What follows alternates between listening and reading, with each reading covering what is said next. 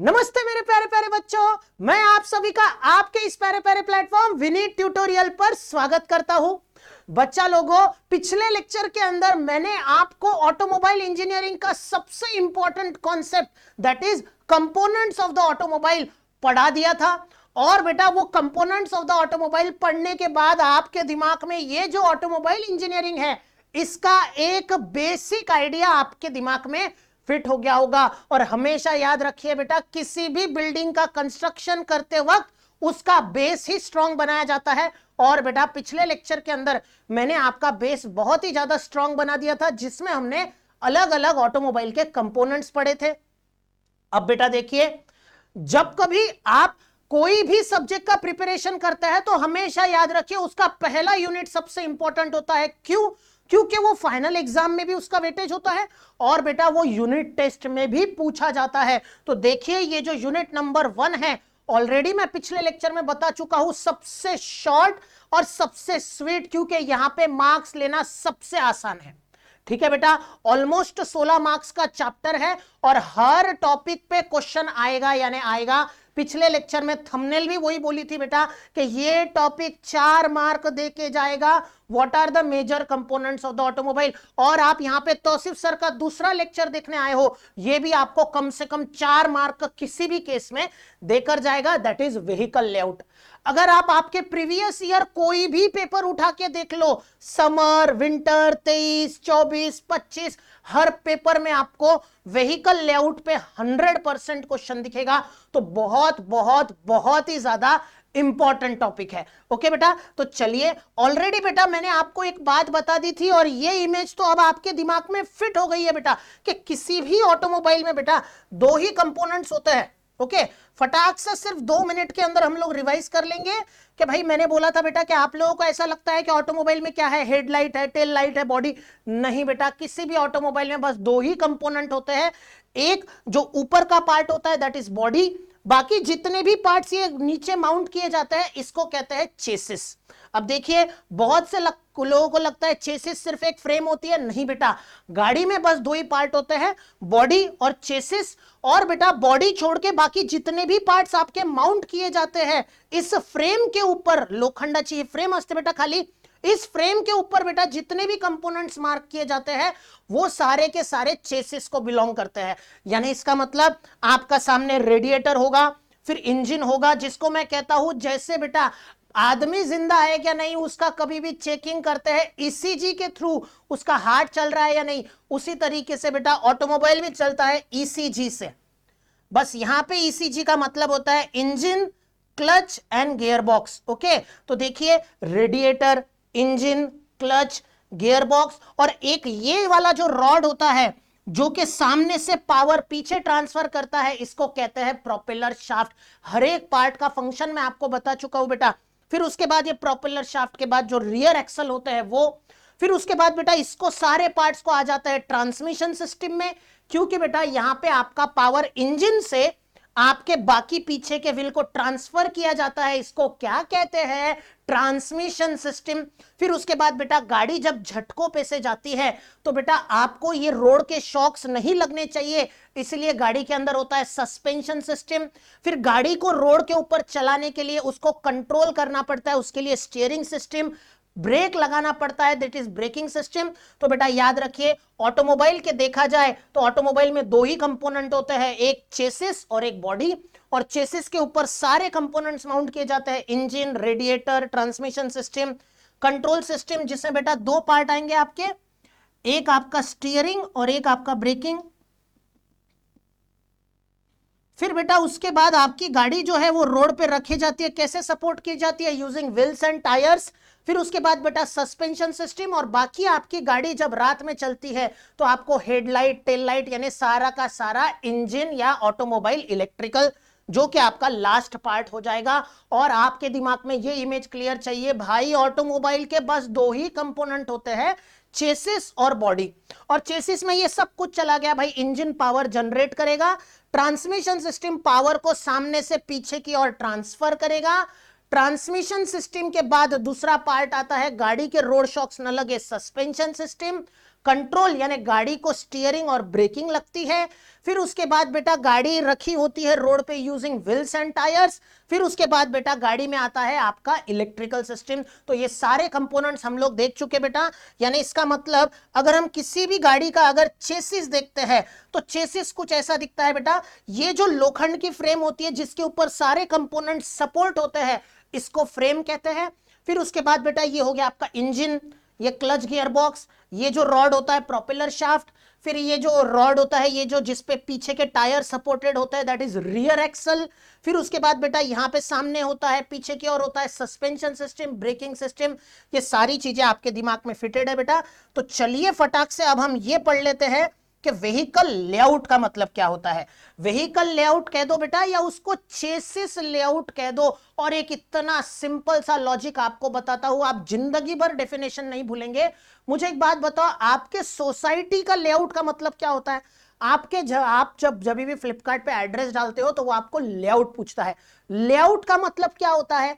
तो sir layout का मतलब सर कौन सा प्लॉट कहां पे है और वो प्लॉट का साइज कैसे है, इसका मतलब होता है सर सोसाइटी का लेआउट। तो सेम टू सेम बेटा, आपने अभी देखा कि चेसिस के अंदर इंजन होता है, क्लच होता है, गियरबॉक्स होता है और पावर जाता है। तो बस बेटा आप इतना याद रखिए, तौसीफ सर आपको जो बता रहे कि भाई इंजन कहां रखा है, पावर कहां दे रहे, और बेटा क्लच गियरबॉक्स यानी चेसिस के सारे कंपोनेंट कहां कहां रखे हैं, इसी को कहते हैं व्हीकल लेआउट। जैसे बेटा प्लॉट कहां पे है, कितना है, इसको कहते हैं सोसाइटी का लेआउट। वैसे ही बेटा इंजन जितने भी व्हीकल के कंपोनेंट्स होते हैं वो कहां कहां रखे हैं, इसको कहते हैं व्हीकल लेआउट। यानी व्हीकल लेआउट अगर हम कहे so it is the plan और इट इज हम कहे it various location of the components of the automobile is called as chassis layout, या इसी को कहा जाता है व्हीकल लेआउट। म्हणजे चेसिस मध्ये बाळांनो वेगळे वेगळे कंपोनेंट्स असतात आणि ते प्रत्येक कंपोनेंट कुठं कुठं ठेवलेले आहे त्याला म्हणतो बेटा आपण चेसिस लेआउट। और यही डायग्राम बेटा हम लोगों ने जब मैंने आपको कंपोनेंट्स पढ़ाए थे तो देखी थी। फटाफट बता दीजिए बेटा और ये दिमाग फिट कर लीजिए। और आपको एकदम सिंपल इतना भयंकर लॉजिक बताऊंगा मैं, आपके आइडिया आ जाएंगी। देखिए अभी यहां पे क्या है, इंजन कहां पे रखा है, सामने। जरूरी थोड़ी है बेटा इंजन सामने रखे और पावर पीछे दी जाए। इंजन सामने रखेंगे और पावर भी सामने ही देंगे, ऐसा भी हो सकता है। इंजन पीछे रखेंगे, पावर भी पीछे देंगे, ऐसा भी हो सकता है। और बेटा इंजन सामने रख के चारों व्हील को पावर देंगे, ऐसा भी हो सकता है। यानी आप इंजन को सामने पीछे कहीं भी रख सकते हो, तो अलग अलग उसकी पोजीशन हो सकती है, तो अलग अलग उसके क्या हो सकते हैं, व्हीकल लेआउट। तो इतना सिंपल लॉजिक है। चेसिस पे अलग अलग कंपोनेंट्स होते हैं और इन सारे कंपोनेंट्स को कहां कहां रखा जाता है, इसको कहते हैं chassis layout. So chassis layout is the layout where different components of the automobile are placed on the chassis frame is called as vehicle layout. समझ में आ गया बेटा? अब देखिए यहां पे क्या है, ऑब्जर्व करिए। इंजन कहां पे है, सामने, तो इसको आप वर्ड यूज कर दो फ्रंट इंजन। इंजन सामने तो फ्रंट इंजन। और देखिए पावर, मैंने आपको बताया था एक ऐसा पार्ट जहां से पावर ऐसे आप 90 डिग्री पे डिस्ट्रीब्यूट करते हो, और इसका और एक पर्पस होता है, वो जब हम चैप्टर पढ़ेंगे तो डेफिनेटली देखेंगे। ये हो गया बेटा आपका डिफरेंशियल। तो देखिए डिफरेंशियल से आपके ये दिमाग में आएगा कि पावर कहां दे रहे हैं। जैसे बेटा इवन एक छोटा बच्चा साइकिल बेटा आप बचपन से चला रहे हो, जब आप पेडल मारते हो तो आप सामने के चक्के को घुमाते हो कि पीछे के चक्के को घुमाते हो? तो सर हम पीछे के चक्के को घुमाते हो। यानी बेटा आप पावर लगाते हो सामने और यानी प्रोड्यूस करते हो सामने, और उसको चेन के थ्रू ट्रांसफर कहां पे करते हो, पीछे। तो देखिए सेम टू सेम इंजन कहां है, सामने, और ड्राइव कहां है, पीछे। तो इसको कहते हैं front engine rear wheel drive. तो बेटा ऐसे अलग अलग आपके लेआउट होते हैं, इसको कहते हैं व्हीकल लेआउट। सिर्फ यहां से आप अलग अलग कंपोनेंट्स को देख लो और ये डायग्राम दिमाग में रट्टा मार लो बेटा। ये दिखा देना पहले, ये देखो, ये बना देना फ्रेम, ये बना देना आपका एक्सल, और यहां पे ऐसे दो टायर बता दो बेटा, हो गया। अब उसके बाद इंजन, क्लच, गियरबॉक्स, ये जो रॉड होता है ये प्रोपेलर शाफ्ट, और ये डिफरेंशियल, ये दिमाग में फिट कर लो। हर एक चेसिस में ये कंपोनेंट दिखाने हैं। अब बस बेटा आपको सीधा सीधा ऐसा भयंकर शॉर्टकट बता दूंगा व्हीकल लेआउट का कि आपको कभी कंफ्यूजन ही नहीं होगा। ठीक है, बस वो बताने से पहले बेटा बस मेरा एक बात सुन लीजिए। अगर आप कुछ इसी तरीके से अगर ये ऑटोमोबाइल इंजीनियरिंग का सब्जेक्ट मुझसे पढ़ना चाहते हैं तो डेफिनेटली बेटा विनीत ट्यूटोरियल का ऐप डाउनलोड करो। अगर बेटा आप एमएसबीटी डिप्लोमा के लिए प्रिपेयर कर रहे हो तो बेटा ये विनीत ट्यूटोरियल का ऐप ना आपके प्रिपरेशन को इतना बूस्ट करेगा, जैसे कहते हैं एनर्जी बूस्टर ले लो भाई आपके काम पटापट हो जाएंगे, तो वैसे ही बेटा ये आपका प्रिपरेशन बूस्टर होता है विनीत ट्यूटोरियल। अब देखिए जब कभी आप कोई भी सब्जेक्ट पढ़ाई करते हो तो आप हमेशा यही सोचते हो क्या यार मैं स्टार्टिंग से पढ़ूंगा।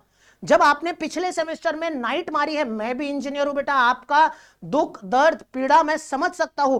जब कभी आपने नाइट मारी है तो आप हमेशा यही सोचते थे रात भर कि भाई साहब यार अगले सेमेस्टर में स्टार्टिंग से पढ़ूंगा। पर अगले सेमेस्टर में स्टार्टिंग से पढ़ने के लिए बेटा आप लोगों को कॉलेज में तो कुछ सिखाया नहीं जाएगा और सेमेस्टर जब चालू होगा तो वहां से एग्जाम आने में समय नहीं लगता है। तो अगर आप मेरा ये यूट्यूब पे वीडियो देख रहे हो और अभी अगर आपके वेकेशन चल रहे हैं तो बेटा ये गोल्डन समय होता है थर्ड ईयर के प्रिपरेशन का। जब कभी आप थर्ड ईयर में प्रिपेयर करते हो आप कितने पाप कर लो फर्स्ट और सेकंड ईयर में मैटर नहीं करेगा, क्योंकि आपका एडमिशन सिर्फ थर्ड ईयर के परसेंटेज पे होता है इंजीनियरिंग कॉलेजेस में। तो बेटा अगर आप ये वीडियो देख रहे हो यूट्यूब पे तो याद से बेटा हमारे विनीत ट्यूटोरियल का ऐप डाउनलोड करो और बेटा वहां पे ऑलरेडी आपके ऑटोमोबाइल इंजीनियरिंग का पूरा सिलेबस कंप्लीट हो चुका है। पूरे के पूरे 5 यूनिट के रिकॉर्डेड लेक्चर्स आपके के स्कीम डिप्लोमा के पूरे कंप्लीटेड है। यानी बेटा आपको सारे के सारे रिकॉर्डेड लेक्चर्स मिलेंगे। फिर उसके बाद बेटा जब आपके पेपर आते हैं तो आप बोलते हैं यार कोई एक बंदे के पास जाते हो, कहते हो भाई मेरे को रिवाइज करवा दे, मैं पट पढ़ लूंगा। कहीं जाने की जरूरत नहीं है बेटा, आपको पूरा का पूरा सिलेबस रिवीजन के थ्रू ऑलरेडी कंप्लीट कर चुके हैं बेटा।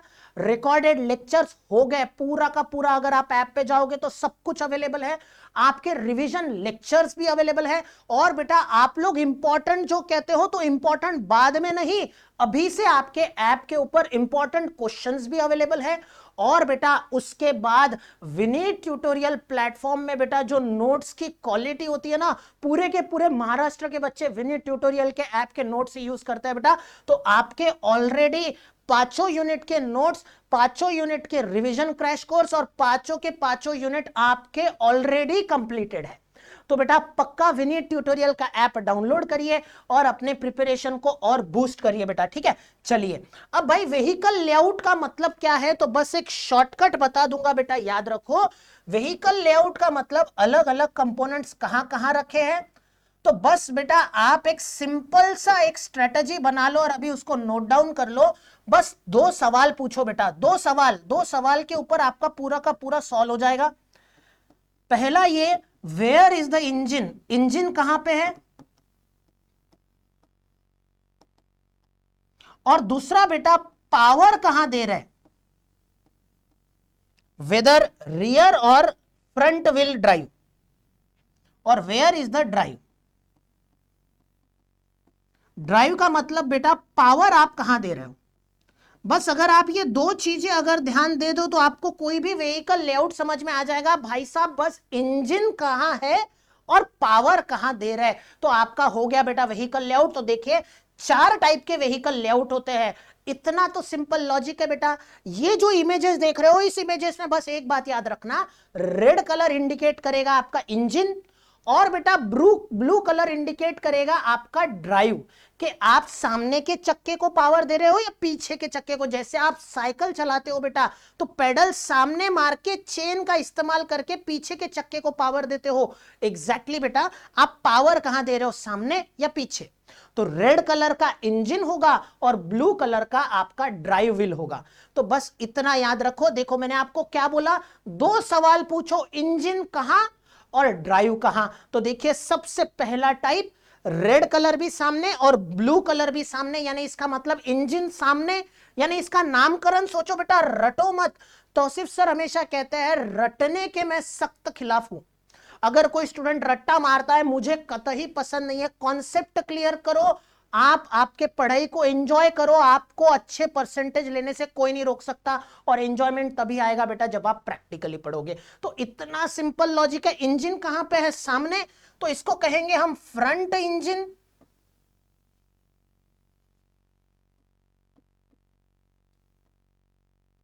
और बेटा देखिए, जो आपका ये जो ड्राइव है वो भी कौन से है? सामने ही है, यानी सामने पावर जनरेट करो और सामने के ही व्हील को दे दो, तो इसको कहते हैं front engine, front wheel drive. अब बेटा आपको अगर ये कॉन्सेप्ट समझ गया, इसीलिए तो मैंने बोला बस 2 सवाल पूछ लो वही उसका नाम होगा, तो इसको कहते हैं front engine front wheel drive, और नाम से ही आप इसको सॉल्व कर सकते हो, जिसको कहते हैं front engine front wheel drive, जिसको FFW भी कहते हैं या FEFW भी कहते हैं। आप इसको इग्नोर करो, टेंशन मत लो। तो बस इतना सिंपल है, इंजन भी सामने और पावर भी सामने। अब उसके बाद बेटा देखिए, यहां पे देखिए रेड कलर सामने है, यानी इंजन सामने है, तो इसको हम क्या कहेंगे? Front engine. और बेटा देखिए, जो आपका ब्लू कलर है वो पीछे है, यानी आप पावर पीछे दे रहे हो, तो ये हो गया front engine rear wheel drive. बोला था मैंने कॉन्सेप्चुअली, देखो बेटा कॉन्सेप्चुअली बहुत मजा आएगा। फिर उसके बाद देखिए बेटा, आपने इंजन सामने पावर सामने, इंजन सामने पावर पीछे। अब बेटा देखिए, इंजन पीछे और पावर पीछे, तो इसको कहेंगे rear engine rear wheel drive. अब बेटा जब आप ऐसे ना हिली रीजन पे जाते हो, जैसे अगर आप इंडिया में नॉर्थ की ओर जा रहे हो, कश्मीर, हिमाचल प्रदेश, जहां पे बड़े बड़े हिल्स चढ़ने पड़ते हैं बेटा, वहां पे पावर की बहुत ज्यादा जरूरत होती है, तो सिर्फ सामने या पीछे से काम नहीं बनता है, चारों व्हील्स को देना पड़ता है, तो उसको कहते हैं 4 व्हील ड्राइव। तो ये है बेटा आपके व्हीकल लेआउट के 4 types: front engine front wheel drive, front engine rear wheel drive, rear engine rear wheel drive और 4 व्हील ड्राइव। तो ये 4 टाइप्स आपको पढ़ने हैं। बस आपसे एक की रिक्वेस्ट है, कुछ स्टूडेंट क्या करते हैं, 1-2 करते हैं और 1-2 छोड़ देते हैं और बोलते हैं ऊपर वाले को भगवान मैंने जिंदगी में बहुत अच्छे काम किए, मैंने जो पढ़ा वही आए। अरे कुछ ही तो नहीं, इतना सिंपल है, आपको 10 मिनट से ज्यादा नहीं लगेंगे पढ़ाई करने के लिए। बस एक बार तौसीफ सर के सारे वीडियोस देख लो बेटा। तो याद रखिए, व्हीकल लेआउट में इंजन और ड्राइव कहां दे रहे हैं, इसके अकॉर्डिंगली अलग अलग टाइप के व्हीकल लेआउट होते हैं। 4 टाइप के व्हीकल लेआउट होते हैं: front engine front wheel drive, front engine rear wheel drive, ये सबसे ज्यादा यूज होता है इंडिया में। उसके बाद बेटा rear engine rear wheel drive और 4 व्हील ड्राइव, और ये 4 व्हील ड्राइव वहां पे यूज होता है जहां पे बेटा आपको पावर की बहुत ज्यादा जरूरत होती है, जब आप चढ़ते हो यानी हिली रीजन पे, यानी आपका नॉर्थ इंडिया की तरफ अगर जाओगे, कश्मीर, हिमाचल प्रदेश, उधर, तो उधर इसकी बहुत ज्यादा जरूरत पड़ती है बेटा 4 व्हील ड्राइव की। ठीक है, तो चलिए हम हमारा सबसे पहला टाइप स्टार्ट करते हैं, that is front engine front wheel drive. अब देखिए बेटा, आपको ना मैं कोई भी व्हीकल लेआउट लिखने का स्मार्ट तरीका बता देता हूं। मैंने अभी कहा कोई भी तौसीफ सर का स्टूडेंट रट्टा नहीं मारेगा, और बेटा पेपर में मार्क्स लेने का एक पैटर्न होता है। तो बेटा व्हीकल लेआउट को आप मार्क्स कैसे स्कोर करोगे, तो देखिए बेटा, जब कभी आप एग्जाम में जाओ, ठीक है, तो आप सबसे पहले सपोज अगर ये आपका आंसर का बुकलेट है, तो बेटा इधर आप जो कुछ है वो क्वेश्चन नंबर मार्जिन वार्जिन बना लो, और अब उसके बाद आप कौन सा व्हीकल लेआउट पढ़ रहे हो, front engine front wheel drive. तो बेटा सबसे पहले बेटा याद रखो, आप बनाओ सबसे पहले 2 पॉइंट लिखो, और वो 2 पॉइंट आप लिखोगे उसको कहना बेटा इंट्रोडक्शन। और इंट्रोडक्शन तो बेटा सभी का इतना सिंपल बना देता हूं, रटने की जरूरत ही क्यों है। इंट्रोडक्शन में आपको क्या लिखना है, front engine front wheel drive, यानी आपका इंजन कहां पे है और आप पावर कहां पे दे रहे हो, और आप सभी बोलोगे सर ये तो नाम में ही लिखा होता है। इतना इजी है बेटा मार्क्स स्कोर करना। यानी front engine front wheel drive में पहला पॉइंट आप क्या लिखोगे, engine is mounted at the front of the vehicle, and दूसरा पॉइंट लिखना, drive is given to the front of the vehicle, therefore it is known as front engine front wheel drive. यानी ये आपके हो गए 3 पॉइंट। और कोई एक स्पेशल पॉइंट होता है सभी का, वो जब मैं आपको पढ़ाऊंगा तब समझ में आएगा। तो इंट्रोडक्शन में वो 4 पॉइंट। फिर उसके बाद बेटा डायग्राम, और डायग्राम का एक बेसिक लॉजिक रट लो बेटा। सबसे पहले ना ऐसे 2 बना लेना फ्रेम, और ये फ्रेम बना के यहां पे बना देना बेटा आपके व्हील्स। अब उसके बाद ये डायग्राम को इवन इजीली ड्रॉ कैसे करेंगे ये भी मैं आपको बताऊंगा। अब उसके बाद बेटा बस आपका इंजन कहां पे है, तो सामने, और आप ड्राइव भी सामने दे रहे हो, तो डिफरेंशियल विफरेंशियल ट्रांसमिशन सिस्टम सब कुछ सामने रखो बेटा, तो हो गया डायग्राम। डायग्राम भी रट्टा मारने की जरूरत नहीं। फिर उसके बाद बेटा इंट्रोडक्शन, डायग्राम, एडवांटेजेस और डिसएडवांटेजेस, बस ये 4 पॉइंट में आपको कोई भी व्हीकल लेआउट लिखना है। डायग्राम, एडवांटेजेस एंड डिसएडवांटेजेस, बस यही पैटर्न में आपको लिखना है। तो चलिए बेटा इंट्रोडक्शन के 3 पॉइंट तो सभी के मैंने दे दिए कि बेटा सबसे पहले नाम में ही मीनिंग होता है front engine, engine is mounted at the front, front wheel यानी power is given to the front, therefore it is known as front engine, front wheel drive. अब बेटा उसका डायग्राम भी आपके दिमाग में बैठ गया कि भाई इंजन सामने और पावर भी सामने, तो देखिए इंजन सामने और पावर भी सामने। अब बस मेरा एक सवाल है बेटा, मैंने आपको पिछले लेक्चर में जब आपको चेसिस पढ़ाया था तो मैंने बोला था बेटा जब आप इंजन सामने रखते हो और पावर पीछे देते हो तो इंजन का रोटेशन पीछे देना पड़ेगा ना।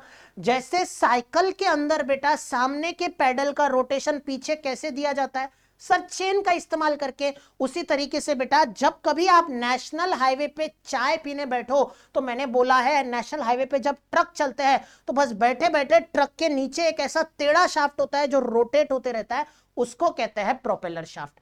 जैसे बेटा चेन सामने का रोटेशन पीछे ट्रांसफर करता है, वैसे ही बेटा इंजन का रोटेशन पीछे ट्रांसफर करने वाले इस पार्ट को क्या कहते हैं, तो इसको कहते हैं प्रोपेलर शाफ्ट। अब बस अब सोचो बेटा, दिमाग लगाओ।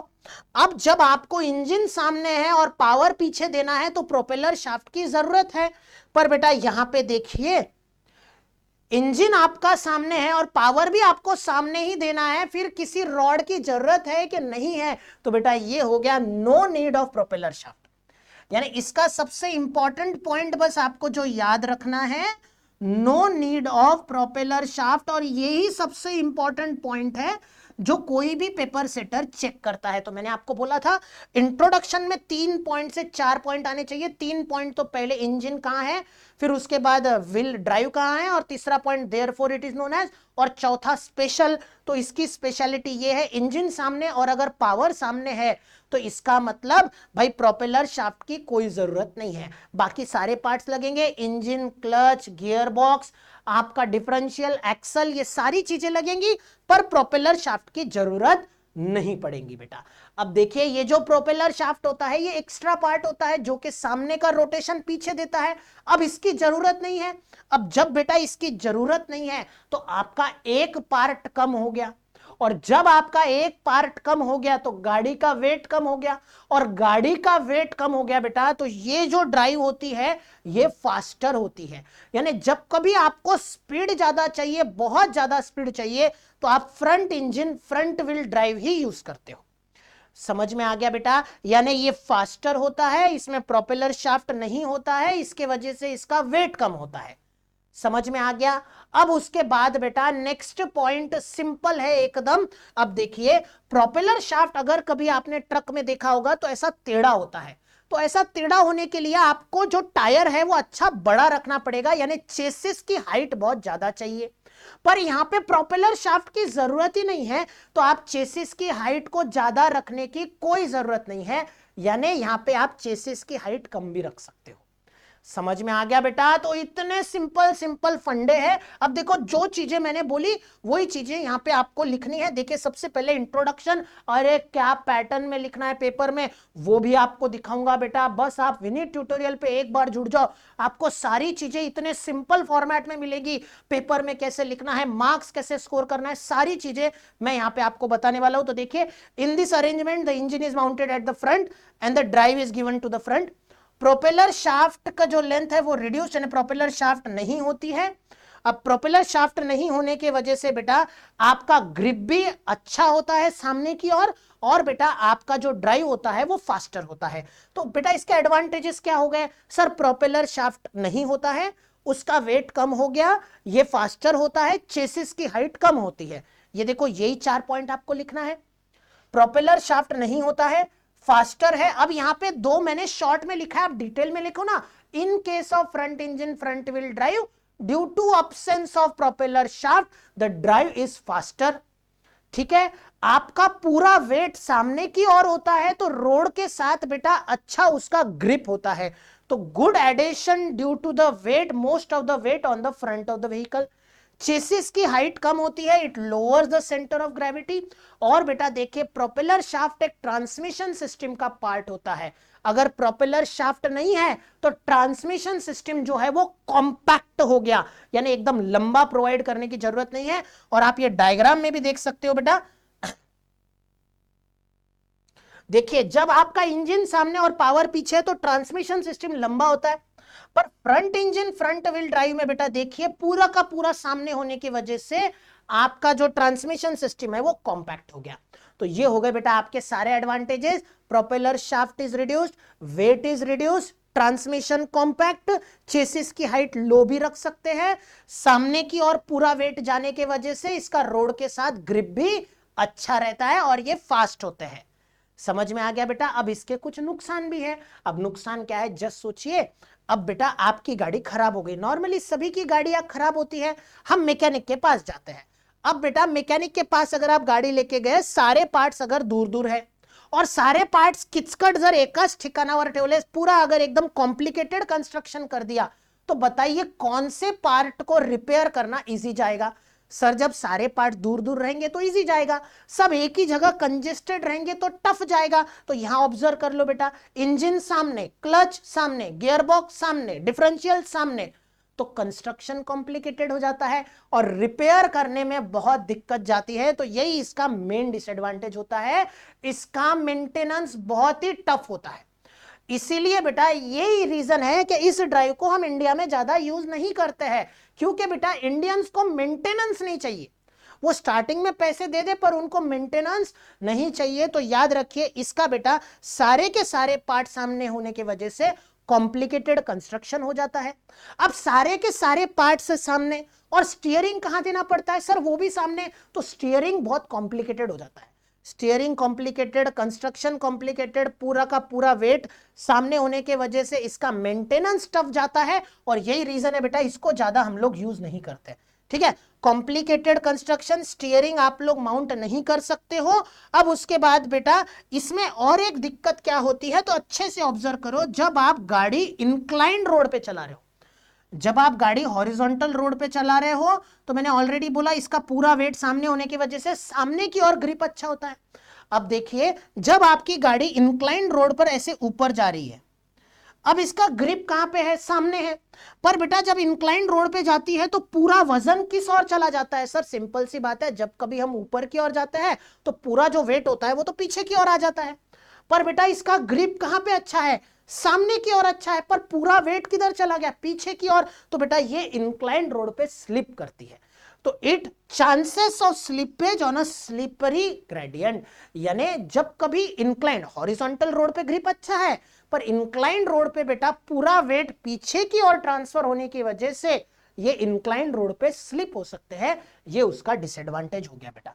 समझ में आ गया बेटा। तो देखिए यहां पे हमने कितने अच्छे अच्छे कॉन्सेप्ट्स देखे बेटा कि व्हीकल लेआउट क्या होता है। तो व्हीकल लेआउट एक ऐसा लेआउट होता है जहां पे हम चेसिस के अलग अलग कंपोनेंट को अलग अलग लोकेशन पे माउंट करते हैं। आपको बस शॉर्टकट क्या याद रखना है, सर इंजन कहां पे है और ड्राइव कहां पे है।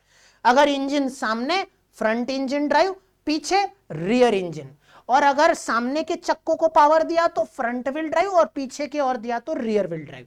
कितने टाइप होते हैं, तो सर 4 टाइप होते हैं। सामने इंजन सामने power, front engine front wheel drive, पीछे इंजन पीछे power, rear engine rear wheel drive, सामने इंजन पीछे power, front engine rear wheel drive, और इंजन सामने और चारों व्हील को पावर, 4 व्हील ड्राइव। ठीक है, अब उसके बाद बेटा यहां पे हमने देखा व्हीकल लेआउट कोई भी पढ़ने का शॉर्टकट 3 पॉइंट तो तौसीफ सर नहीं दे दिए। इंजन कहां रखा है, ड्राइव कहां पे है, और it is defined as speciality. तो ये front engine front wheel drive की स्पेशलिटी होती है, यहां पे प्रोपेलर शाफ्ट नहीं होता है, वेट कम हो जाता है, ट्रांसमिशन सिस्टम कॉम्पैक्ट हो जाती है, और उसके बाद अगर वेट कम हो गया तो स्पीड अच्छी होती है, फास्टर होता है।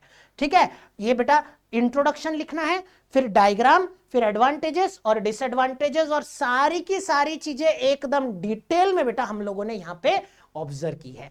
अब बेटा नेक्स्ट लेक्चर के अंदर जो हमारे आगे के व्हीकल लेआउट है वो हम पढ़ेंगे, पर अच्छे से ये सारी चीजें नोट डाउन करो, स्ट्रेटेजी लिख के रखो, यहां पे ये शॉर्टकट लिख के रखो बेटा कि तौसीफ सर ने पढ़ाया था व्हीकल लेआउट में बेटा बस इतना इंपॉर्टेंट होता है इंजन कहां पे है और ड्राइव कहां पे है। समझ में आ गया क्या नहीं? मैंने वादा किया था बस आप आपके जिंदगी का आधा घंटा दे दो, आपको 4 मार्क और पक्के, और ऑब्जर्व करो अभी तक आप 8 मार्क ले चुके हो बेटा। 4 मार्क आपको मिल जाएंगे आपके कंपोनेंट्स पे और 4 मार्क आपको व्हीकल लेआउट पे मिल जाएंगे। ठीक है बेटा, और अगर आप कुछ इसी तरीके से हम लोगों से अगर पढ़ना चाहते हो तो डेफिनेटली विनीत ट्यूटोरियल का ऐप डाउनलोड करो बेटा, जिसका लिंक मैंने डिस्क्रिप्शन में डाल दिया है। और बेटा पक्का अपने प्रिपरेशन को आप बूस्ट करो बेटा। तो चलिए अब मैं आपसे अलविदा लेता हूं, मिलते हैं नेक्स्ट लेक्चर में, तब तक आप अपना ख्याल रखिए, पढ़ते रहिए।